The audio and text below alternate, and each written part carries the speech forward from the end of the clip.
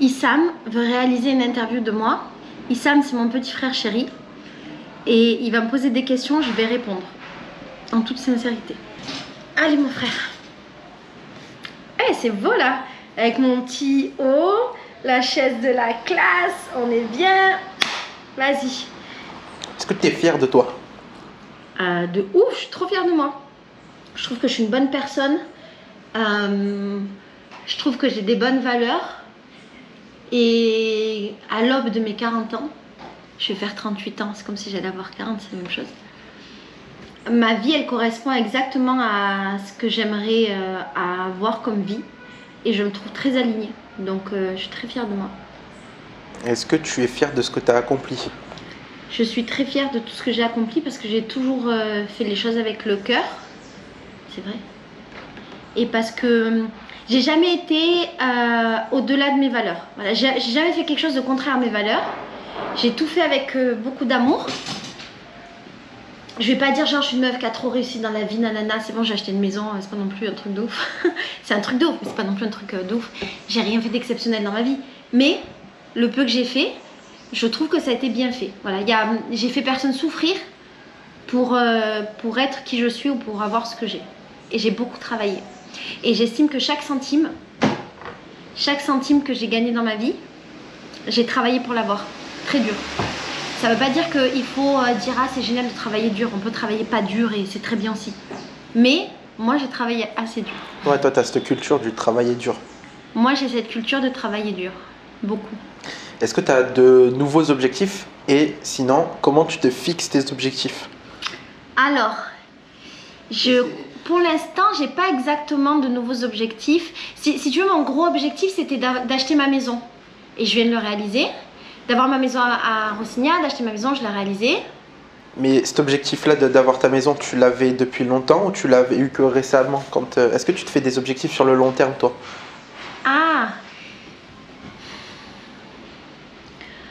je crois pas que j'ai tant d'objectifs sur le long terme. Si, mon objectif sur le long terme, quand je serai grande, moi j'aimerais avoir le choix de travailler ou pas. C'est-à-dire que j'aimerais avoir plein de biens immobiliers, gagner de l'argent avec mes biens immobiliers ou mettons avec une entreprise ou quelque chose. En tout cas avoir un revenu qui fait que j'ai le choix de travailler ou pas. Je pense que je serai le type de personne qui va travailler pendant toute la vie. Ouais. Il y a de fortes chances que je n'arrête pas de travailler parce que j'aime ça.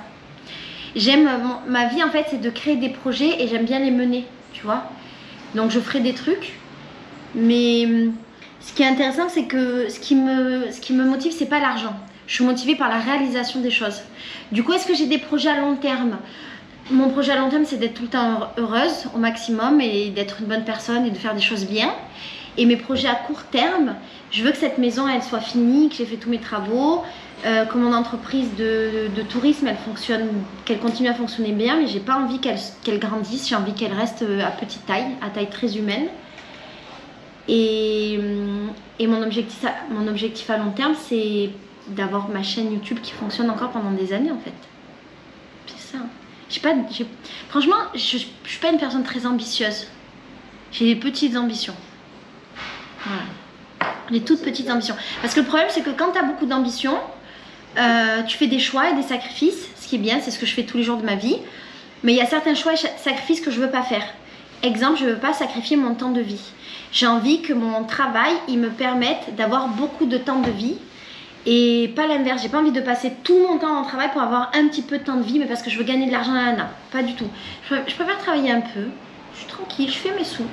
Oui. Après, tu travailles beaucoup quand même. Oui, c'est vrai. Parce que toi, ta vie, c'est comme ça que tu l'as toujours vécu, c'est que toi, ta vie, c'est le travail. Tu aimes ça, en fait, t'aimes ça. Oui. Et tu travailles tout le temps. Oui. Moi, je travaille tout le temps, mais vraiment tout le temps. C'est-à-dire que je me lève le matin, je m'assois sur ce bureau. Bonjour, mon bureau. Et je suis sur mon ordi jusqu'au soir. Et c'est assez rare, depuis que tu es chez moi par exemple, tu m'as pas vu beaucoup sortir de la maison, c'est assez rare que je fasse des choses à l'extérieur, machin. Parce qu'aussi, mon travail c'est 15 jours par mois m'occuper des gens en dehors de la maison et faire en sorte qu'ils aient des bonnes vacances, qu'ils passent du bon temps et créer plein d'activités trop cool pour les gens. Du coup, dans ces moments-là, je vis par procuration d'une certaine manière. Je suis heureuse pour les meufs et tout, mais je sais très bien que c'est pas moi qui suis en train de m'amuser parce que moi je travaille. Et les autres moments, je suis... comme ça. Mais est-ce que toi, ça t'amuse pas en fait, le travail, c'est ça ton amusement? Mais oui, mais moi ça, j'aime trop faire ce que je fais. Parce que t'arrives quand même, tu dis que tu sors pas, mais c'est faux. T'arrives, vu que toi, ton travail, c'est ce que tu kiffes. Ce que tu fais aussi, c'est que dans la journée, tu prends des petits moments pour toi. C'est-à-dire que tu sors, tu vas t'acheter açaï, pankeijo, tranquille. Ouais, c'est mon seul moment. Ouais, mais tu sais, tu mêles ton petit truc parce que t'aimes ça à une autre chose que t'aimes, tu vois. Il y en a, ce qu'ils aiment, c'est rester à jouer aux jeux vidéo. Toi, ce que t'aimes, c'est à rester à travailler. Ouais, mais je sais pas, c'est pas triste, hein. Ça se trouve, c'est triste. Non, c'est triste pour quelqu'un qui aime les jeux vidéo. Mais pour quelqu'un qui aime le taf, il va trouver ça super. Mais mon travail, il est trop bien. T'imagines, mon travail, c'est d'avoir des meufs, elles viennent chez moi en maison d'hôte. Et elles parlent avec moi, et elles sont contentes, et je fais en sorte qu'elles soient heureuses dans ma maison. Après, elles viennent, elles achètent des voyages organisés avec moi. Et donc, mon travail, c'est de leur organiser des méchantes vacances. Mon travail, c'est de lire et parler avec des gens et vivre des expériences pour avoir des sujets de vidéos et pour faire des vidéos pour parler aux gens. C'est trop bien. C'est un travail trop bien. C'est pas facile, mais c'est trop bien. T'as un point de vue qui est intéressant aussi. Je pense qu'on te le dit souvent. Tu vois, tout à l'heure, quand je sais plus quelle question je t'ai posée, tu m'as dit un argument alors que qui était contraire à ce que la plupart des gens auraient dit. Les gens auraient dit oui, c'est fatigant, nanana, nanana, et en fait, toi, tu as dit quelque chose, je me souviens plus trop quoi, même si c'était il y a 2 secondes. Mais c'est cool. Non, moi, j'ai une question, c'est, t'en souviens quand tu as ouvert ton premier business à Marseille, d'imprime de trucs Impression. Est-ce que tu t'imaginais que t'en serais là maintenant? Bah non, à l'époque, en plus, je faisais des études de droit. Je voulais travailler dans le droit humanitaire. Et avec Laurent, on voulait juste vendre des faux t-shirts Nike au marché. Donc on n'avait pas des grosses ambitions. Non. Mais après, moi, j'ai pas l'impression. Moi, je me vois pas avoir fait des trucs de ouf. Hein.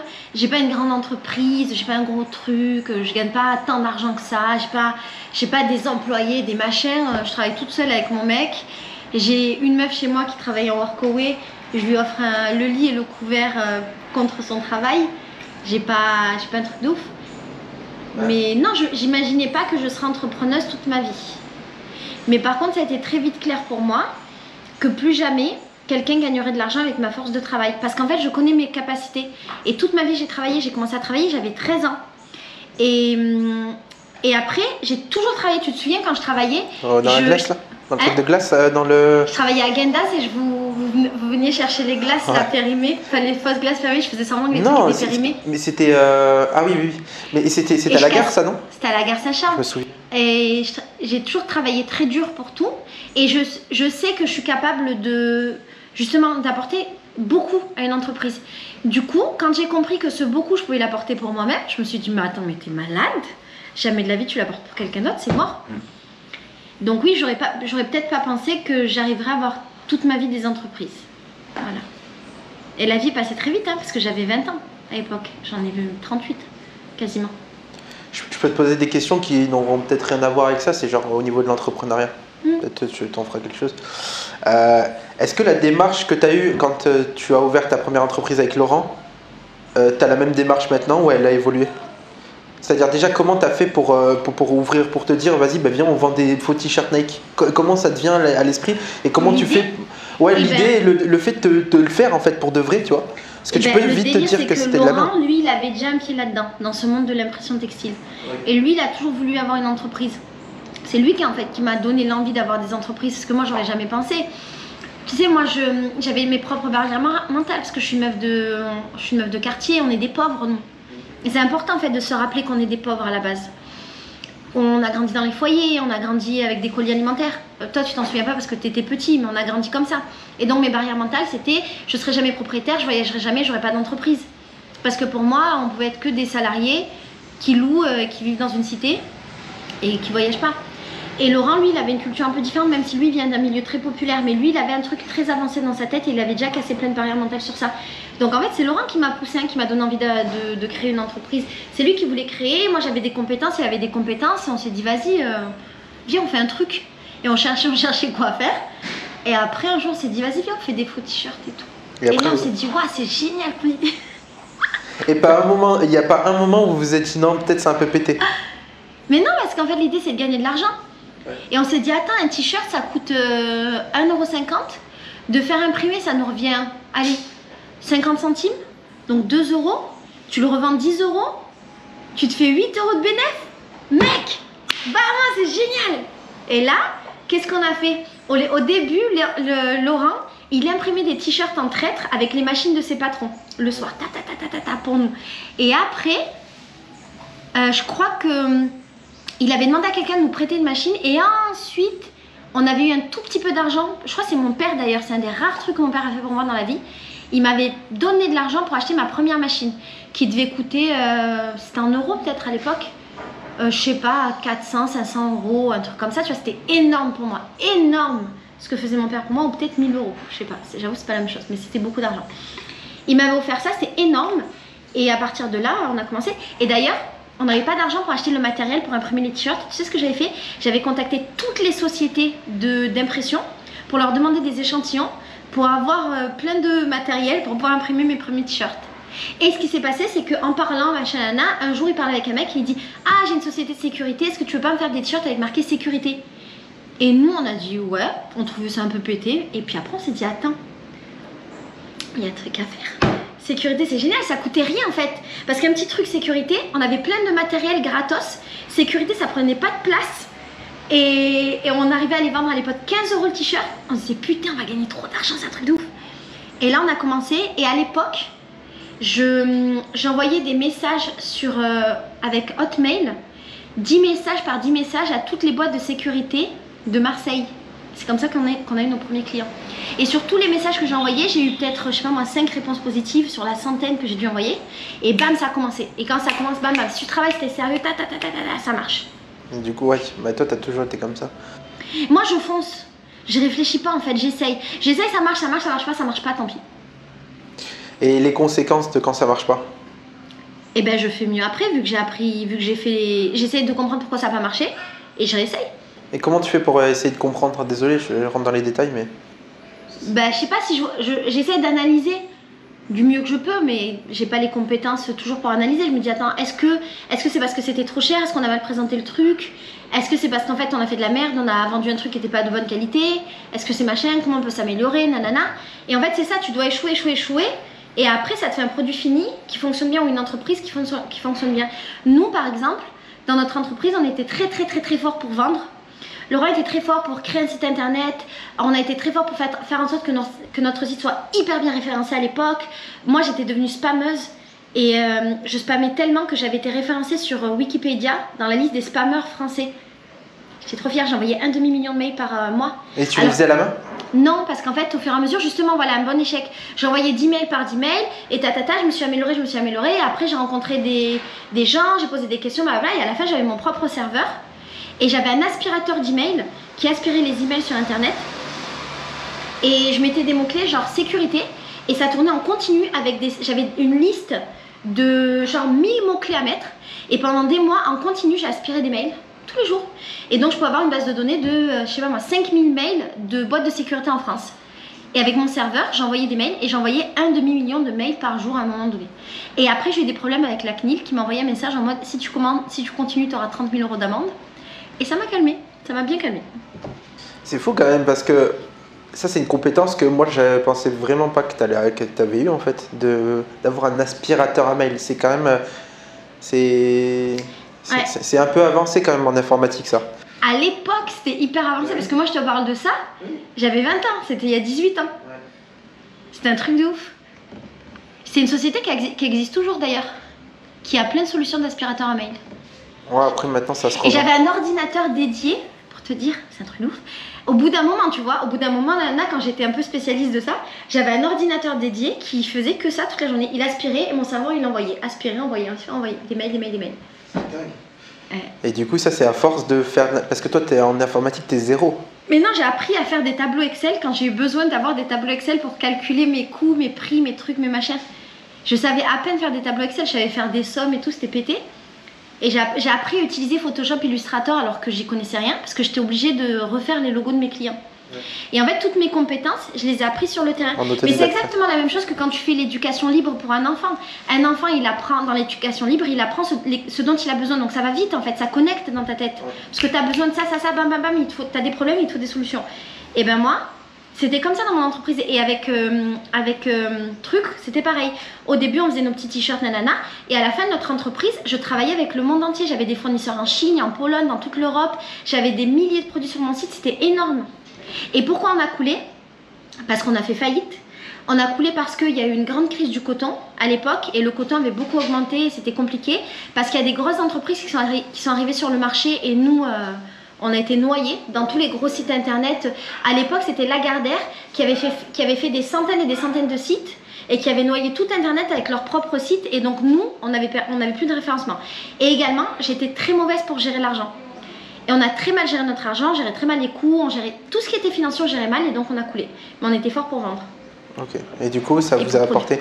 Mais tu vois, ce qui est fou en fait, c'est qu'au lieu de te mettre des barrières en mode bah, je sais pas faire je sais pas compter ou je sais pas quoi sur Excel, il va falloir un comptable ou je sais pas faire du graphisme. J'avais pas d'argent. Bah oui, justement. Donc on et en fait, il y en a beaucoup, il y a beaucoup de personnes en fait qui se mettent des barrières comme ça.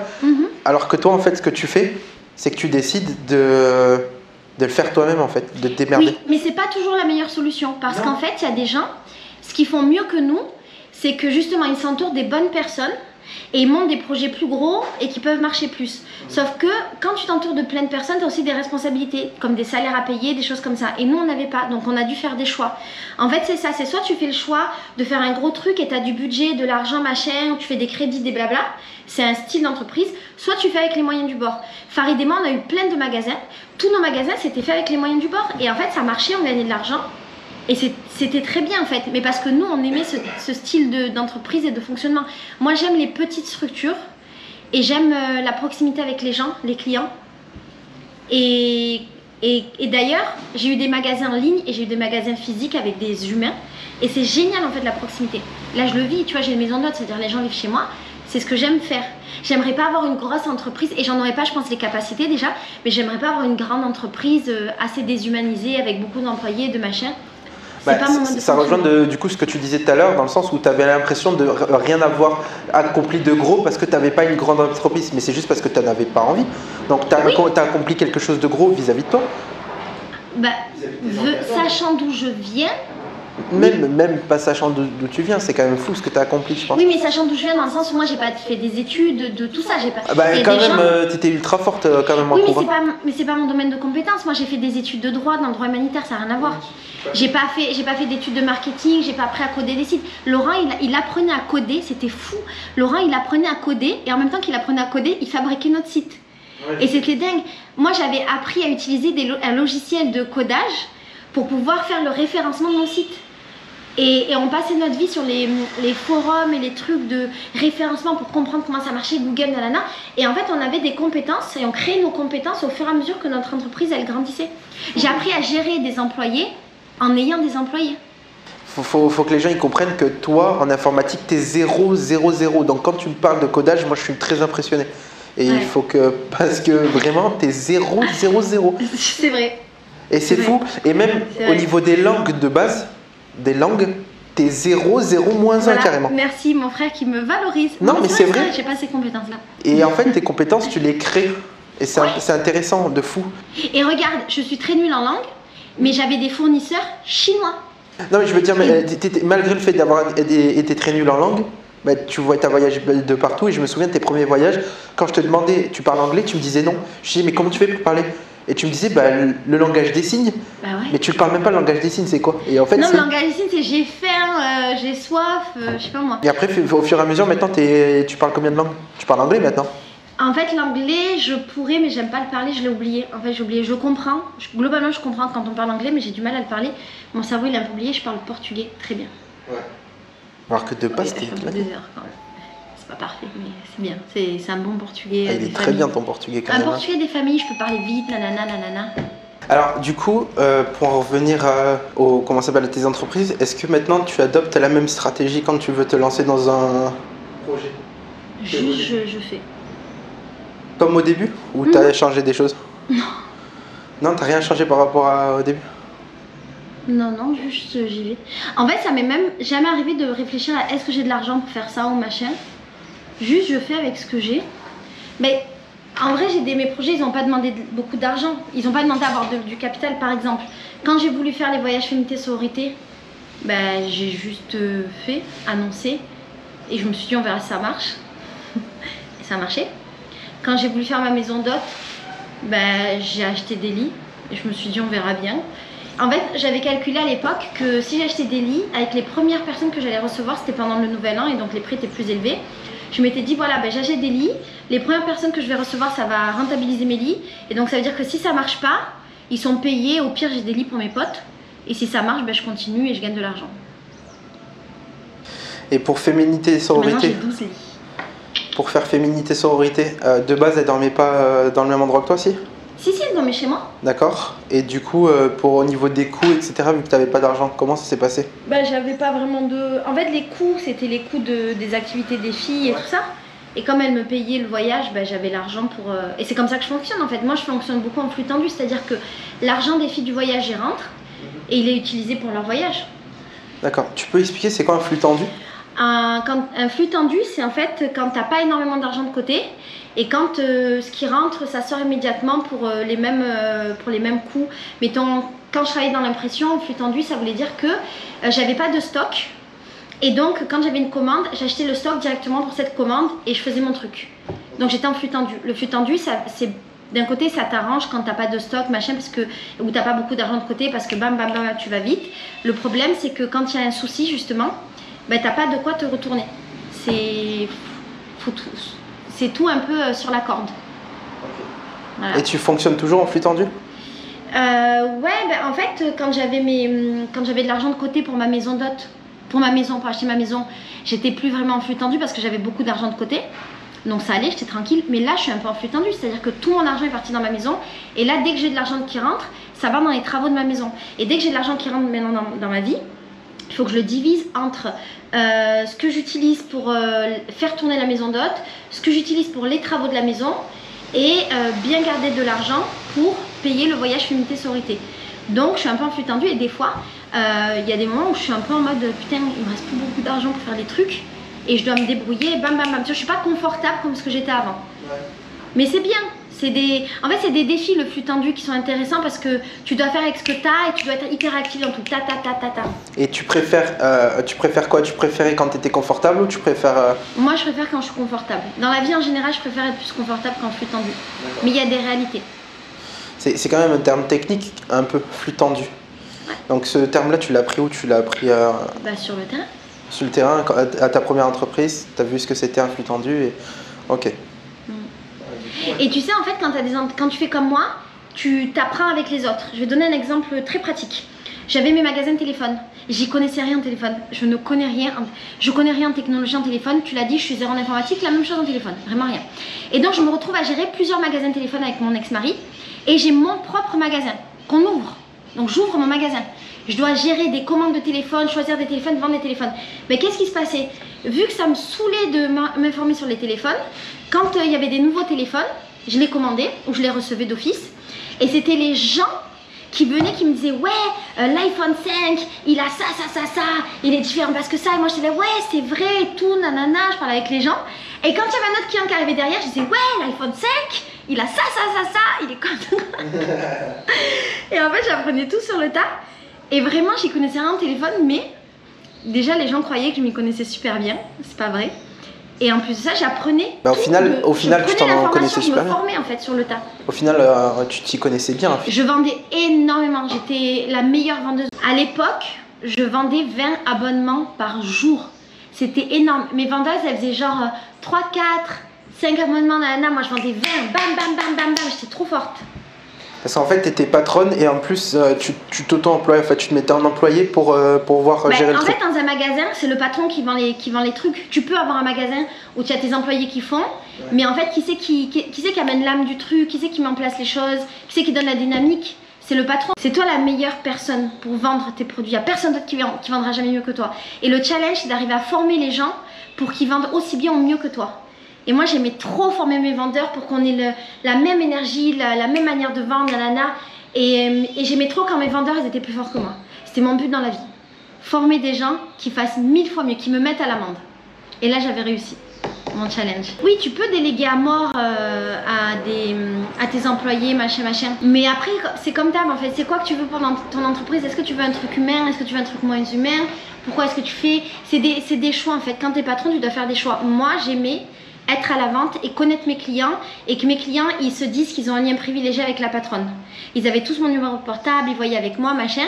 Et en même temps, je faisais en sorte que mes employés créent la même chose avec les clients ou qui récupèrent mes clients, mais que tu vois, qui récupèrent ce lien. Franchement, c'est trop intéressant de travailler en direct avec les gens. J'ai trop appris en étant dans les magasins. Trop sur tout. C'est fou. Voilà mon frère. Ouais, on continuera ça plus tard. Ouais. Bisous. Bisous. Au moment où t'as dit bisous, ça a bugué.